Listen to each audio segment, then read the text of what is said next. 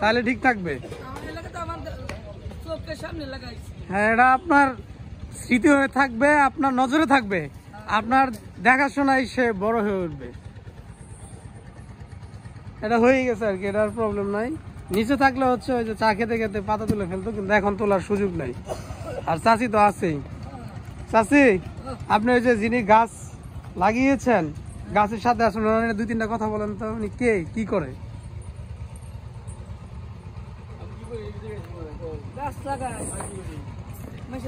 ওই যে লেবু পড়ে গেছে নিচে দুইটা।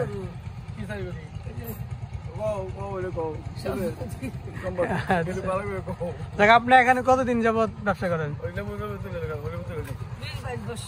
ওরে বাপরে, অনেক দিন। আপনি চরের পাশে বাসা?